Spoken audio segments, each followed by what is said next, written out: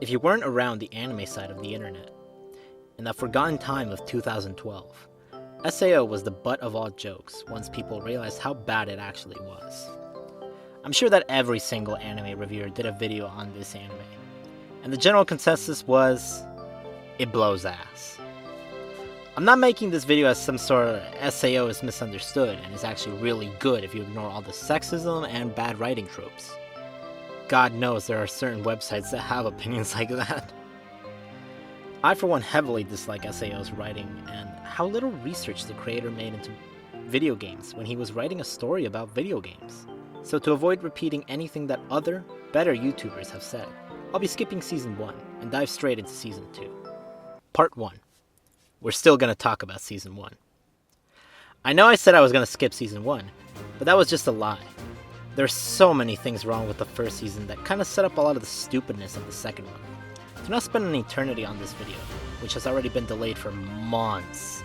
I'll only be going over 3 key points in Season 1. SAO the game, Kirito's friends, and the fairies. To begin this section, I was going to talk about how on SAO's launch day, only 10,000 copies were made and sold, and how stupid that is compared to other revolutionary titles like GTA 5 or Breath of the Wild. But then I realized, they only made 10,000 copies. Why would an extremely hyped game only make 10,000 copies? Forget the brain-melting kill switch. How the hell did Kayaba get this pitch through any board of directors? Even if the games were sold at a ludicrous price, it wouldn't cover the amount of money spent developing the game. So let's just move on. Throughout the beginning of SAO's first season, Kirito meets many different people who help him, which is another lie for the lie counter. Kirito either meets a girl that falls in love with him, or a guy that's gonna die in 2 to 3 episodes. The only exceptions to this rule are Klein and Aegil, who get incredibly shafted for screen time. Obviously, Asuna is the main girl, so we can just skip her.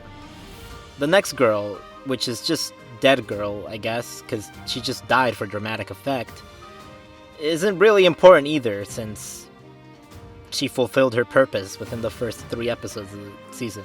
And it's kind of funny, honestly, how many times they show her death. It's just a tool to remind the viewer that these are real people, not video game characters dying or anything. Then we have the 12-year-old girl with her little Puffle as a pet, and a fucking underwear shot. I really despise this one. Later we also get the blacksmith girl who falls in love in Kirito throughout the long course of one day. The blacksmith girl is probably the dumbest one, since she could have confessed to Kirito since Asuna wasn't even his friend at the point she met him, but chose not to for reasons? And finally we have the worst of the worst, the cream of a really bad crop, Kirito's own sister. Let me remind you, if you buried this part deep in your mind because of how weird it was, one of the major plot points of the fairy arc is Kirito's sister struggling with her feelings for her own brother, who isn't her real brother, but I call bullshit. And this is just sad that there is so much incest in anime, but SAO's version of it is just downright insulting. This relationship is made out to be a completely normal thing that develops between these two. There are so many emotional scenes pumped into this when at the end of the day, it's legitimately incest. Let's end this section off with the biggest slap in the face in VR MMO gaming, since 10,000 people got trapped in a death game and only 6,000 got out after 2 years. The fairy arc. First, let's talk about race. Kirito's a fairy race that nobody likes because they only have loser illusion magic and no bitches, so everyone's supposed to be roleplay racist towards him. But it only comes up like one time when he wanders into a city for green fairies, and like, never again? I expected it to be like when bandits tell you to become a rug on their wall when you're a furry in Skyrim. Then the illusion magic, which can't damage anything, doesn't work as illusion magic when Kirito uses it? There's this one scene where he turns into a massive monster that isn't any hologram or illusion. He just actually turns into a massive monster. It's not explained at all, in lieu of Kirito's sister struggling to keep it in her pants. Then we finally have the little girl who calls Kirito Daddy, his virtual daughter. She's able to transfer over from SAO despite that game eating itself, and live in the VR Matrix. She completely breaks the game with her admin access, and it's such a stupid plot device that completely ruins any challenge Kirito faces. Last thing I'm gonna mention is that while the first half only had one rape scene, Fairy Arc had two. This show is rated PG-13 and was extremely popular in the distant past of 2013. I'll let that sink in while I bring in the second season. Part 2. Gun Gale Online. Shoot myself. So now we can finally begin on the second season of this nightmare. Not even 5 minutes in, the show does something really funny by doing one of those SpongeBob close-ups on a guy having a heart attack. I'm gonna go on an episode-by-episode basis for this season, as you kinda need it to break down the stupidity that is SAO. The first episode basically sets up the plot for this arc. There's a guy in the VR game that has a gun that can kill people in the real world by shooting them in the VR one, and then this Ethernet cable bullet thing comes out and kills the person in the head. It's completely, totally rational. His awesome villain name is Death Gun, which is also the name that he shares with that gun. Yeah. It's, you can tell someone wrote this. Later on, Kirito is informed about the man behind the slaughter, and is hired by the government to play video games and catch the RP. What is so strange about the game is that people get paid about $10,000 a month just by playing and being good at the game. But the world isn't riddled with ads, so it doesn't make any sense how the devs can pay these people. In fact, it doesn't make any sort of sense how people can play this game, since it takes 10 months to make a build actually viable in the gun game. That is 9 months and 29 days more than most people can no-life a game. The second episode isn't really anything too important, just an introduction to the gun game mechanics and Sinon, the token girl for this season. The mechanics of the gun game are really strange, as aiming doesn't exist. It's instead a probability circle that can hit anything in there. Which is like, okay, so much harder to manage than a crosshair. I'm also sure that it's harder to program a probability circle than it is just to like CSGO hit marker it. There's also another mechanic which just seems so strange to implement, is the bullet predictions. It's like the little red lines that tell you where the bullets are going, and this is so broken because if you got fast reflexes like Mr. I can do fucking anything, you could just dodge all the bullets. So I was gonna rag on the author for Sinon's trauma and how weird it was that it was triggered by finger guns, and how she had a model gun in her drawer.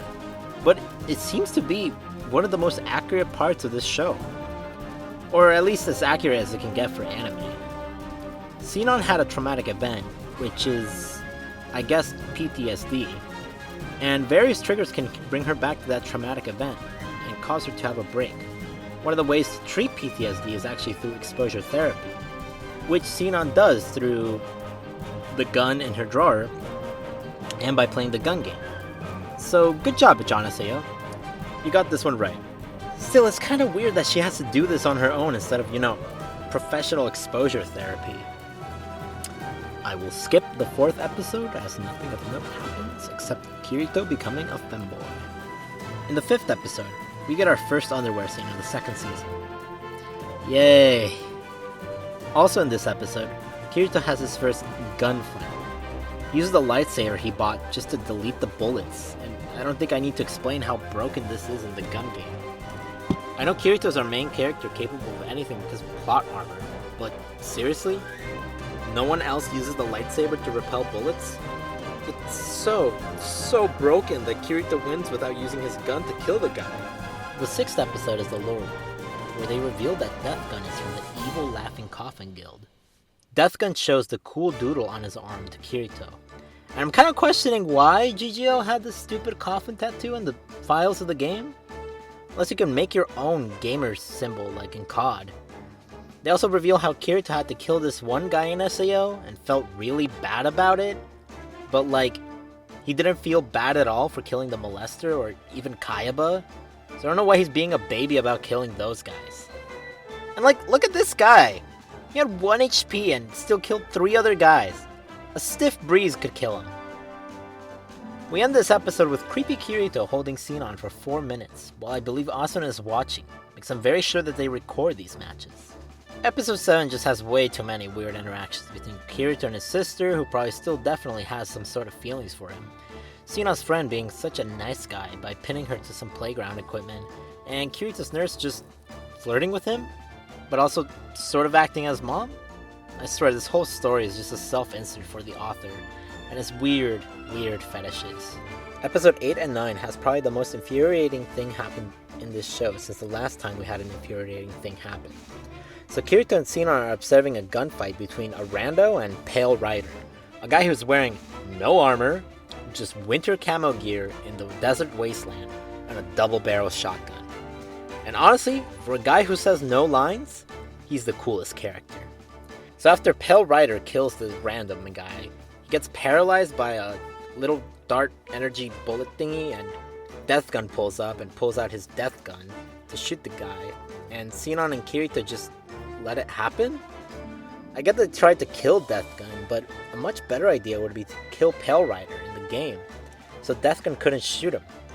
It wouldn't make sense for Death Gun to do the Ethernet bullet real death thing when Pale Rider's already dead. It would break the illusion of the gun that deaths. So, well, rip Pale Rider, man. He could fly and probably was a pole dancer or a circus acrobat with those moves. The best character? Gone.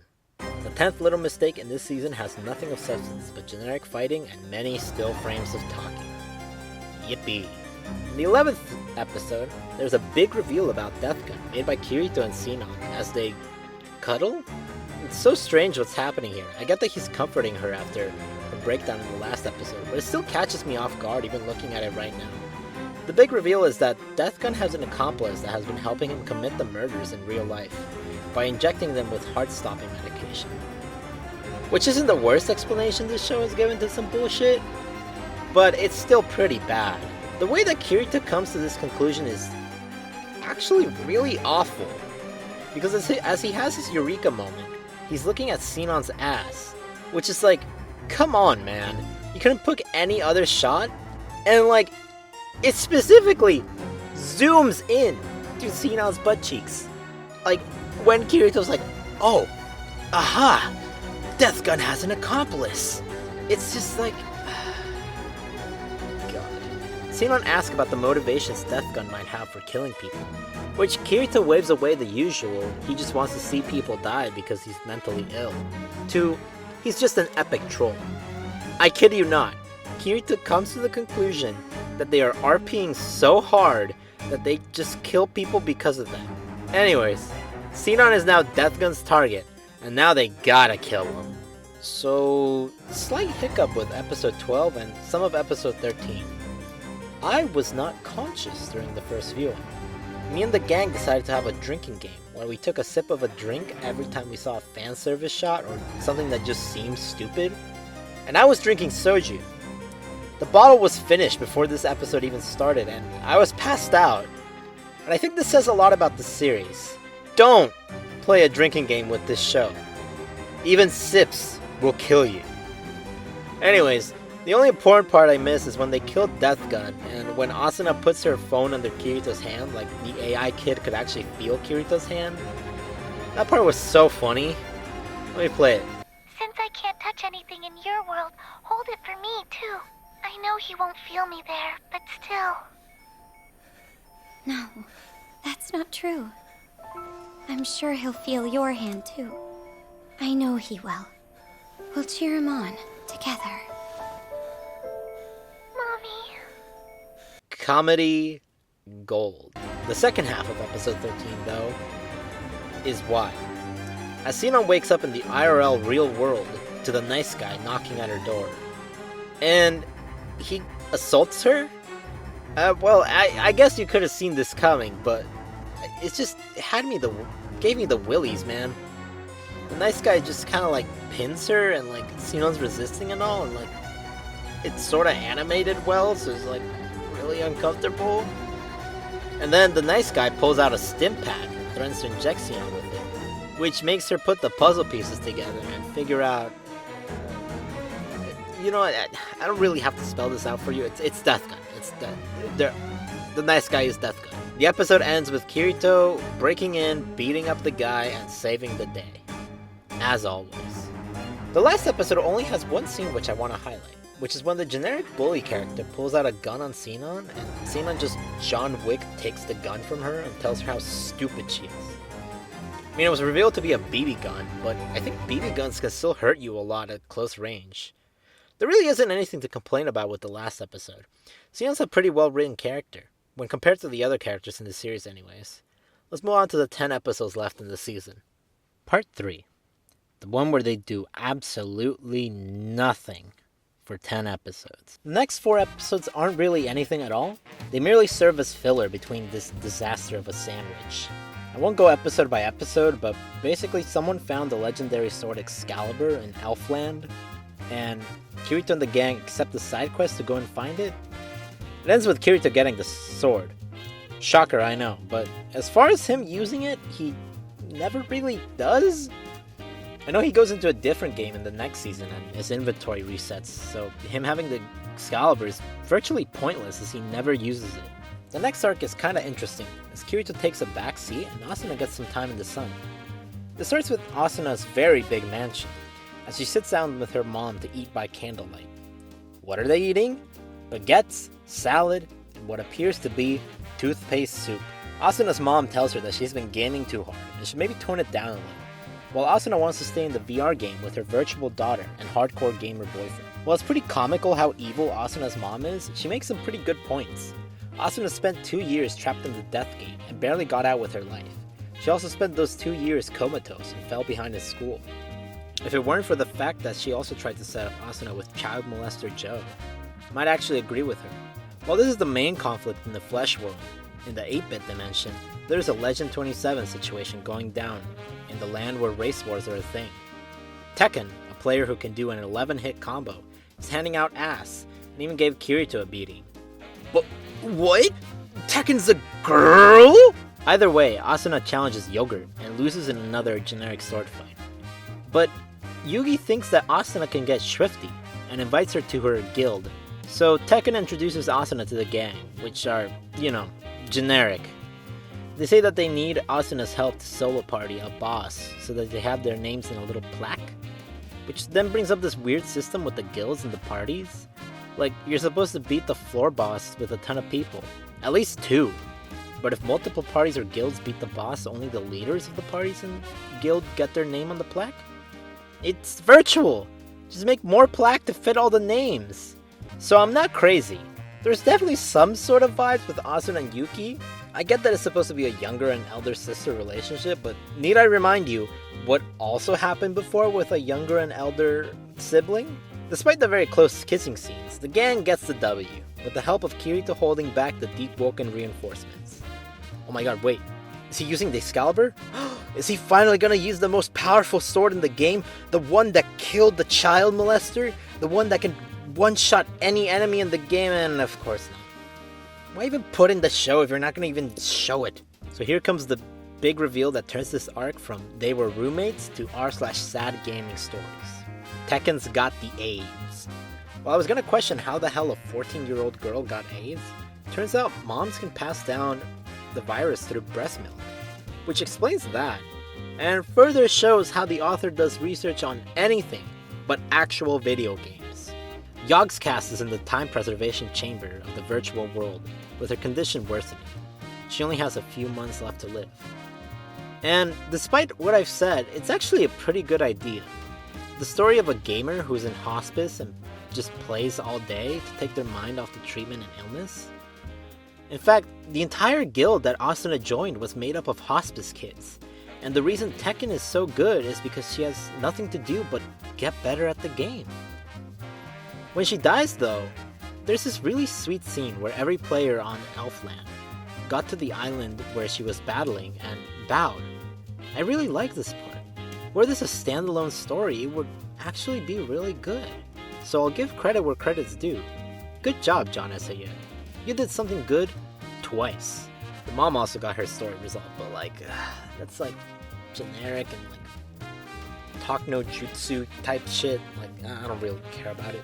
During Yuki's funeral, one last fart that turns out to be a poop happens. Kayaba was the one who invented the medical dive tech. And even in death, he manages to help someone out with a really big problem, and create an anesthetic that only requires electricity and keeps their brain functioning. That Kayaba. What a jerk. But I bet that's the last time we'll hear of him. Part 4. SAO. Ordinal Scale. Kayaba always comes back. This is SAO the movie. That means they got bigger budget, better animations, and the same crappy voice acting and writing. The movie starts with the commercial for the new AR invention, the Ogma. And I know what you're thinking, it's pretty much the Apple Vision Pro. Completely useless and dumb. In the commercial, you have a guy hiking in mountain gear, fully from his own bedroom. Some people on treadmills running from boulders, which is like, why? What's the point of the boulders? Why not just run like normal people? One major difference between the Ogma and what Tech Daddy Apple gave us is the coupons. Apparently you can get a whole load of coupons, sometimes even getting food for free from just playing games on the Ogma. In fact, the gang themselves were playing multiplayer Pac-Man 265, which isn't a thing. The multiplayer part isn't a thing.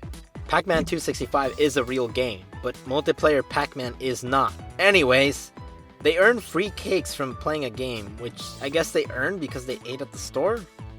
Look, I spent 15 minutes arguing with Hap about the logic of the coupons, and we just came to the conclusion we always do. John SAO doesn't understand anything beyond 18 is just a suggestion. Kirito doesn't like the augment because of reasons? He just doesn't like it because he doesn't think it's cool, and that's really where the reasons for it stop. None of the features the Ogma has are really anything to write home about. Asuna texts the pink girl when they just saw each other and were 5 feet apart. And, well, being able to put your friends in surprise concert mode in front of an entire mall is kind of a benefit. There's really no real reason to use it. And actually, it seems that everyone has a pair of AR glasses. At least in the mall. Even this kid and the grandpa here are playing knockoff Pokemon Go. Now we get to the meat and potatoes of the Guna, which is the boss raids that happen IRL in the virtual AR world. Get it? Okay, me neither. And I want to highlight a scene that is very special to me. It might be one of my favorite scenes of this entire series. I'm gonna piss myself! How do we beat this thing? It's freaking huge! Absolutely perfect. I would say that this is the best scene in anime if it weren't for all of Ghost Stories. During the fight, Liquid Miku, which is this like concert girl thingy, it'll make sense later why she's called Liquid Miku, and her boyfriend Tron appear. And he whispers in Asuna's ear switch when they're fighting, so I guess we know what he wants for Christmas. Asuna kills the boss and earns a kiss from Liquid Miku, which earns her another girl for her harem. If she gets one more girl and one of her cousins or something, she can now rival Kirito in his harem. The movie is basically a mashup of multiple episodes, which does mean that there's downtime in between scenes, and man, you can see how they had budget. Some of the shots are really nice looking, and it isn't a snooze fest like the still frame epidemic of Season 2 were. In the second boss fight of our night, Klein's gang gets ambushed by Tron, who moves at superhuman speeds, defeats everyone, and breaks Klein's arm. Then he makes him die to the monster in game, which is like, take off the headset, close your eyes, it's really nothing that's happening. I guess the worst thing that happened to Klein was that he lost his $5 noodle yum yum platter. So now the gang gets fishy about why SAO bosses keep creeping up and use the AI Jarvis assistant to help them find out what's going on. And I really like how the girl is supposed to be their daughter, but ever since the fairy game, she's been their little computer nerd who explains every plot detail. In the next scene, Tron and Liquid Miku are hanging out reading SAO, a complete guide of 4,000 wasted lives. Which means that the NDA is up on SAO, and everyone knows everything, right? Everyone knows that Kirito single-handedly saved 6,000 lives in the VR world, and everyone knows all the members of Laughing Coffin and arrested them, right? Right? That's exactly what happened. I'm just gonna assume that. In our third boss fight of the night, Asuna dies for real.